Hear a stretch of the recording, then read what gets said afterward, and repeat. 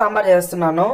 Cooker పెట్టేసుకొని oil వేసుకొని ఆవాలు జీలకర్ర సన్నగా కట్ చేసుకున్న ఎర్రగడ్డ పచ్చిమిర్చి అలానే కరివేపాకు టొమాటోస్ వేసేసుకొని వేయించేసుకుంటున్నాను.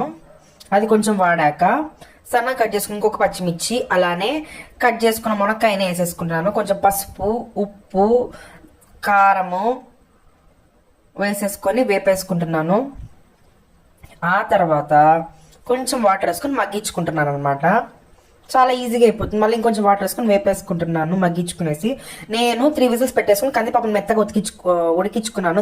దాంట్లో వేసేసుకొని బాగా ఉడికించుకున్నాక నేను ధనియాల పొడి వేస్తున్నాను. సాంబార్ పొడి అయితే వేయట్లే. సాంబార్ బాగా మగ్గినాక నేనైతే చింతపండు నీళ్ళు వేసేస్తున్నాను. ఇంకొంచెం ఉప్పు వేసేసుకొని లాస్ట్లో బాగా మగ్గిపోయినాక స్మెల్ వచ్చినాక సన్నగా కట్ చేసుకుని కొత్తిమీర కరివేపాకు వేసేసుకున్నాను. ఆ తర్వాత కుక్కర్లో చేసుకున్న దాన్ని నేనైతే కుండలో అయితే వేసేసుకున్నాను అనమాట. వేసేసుకుని ఉడికించుకున్నాక ఇలా సాంబార్ అయితే మునక్కాయ సాంబార్ రెడీ. మీరు కూడా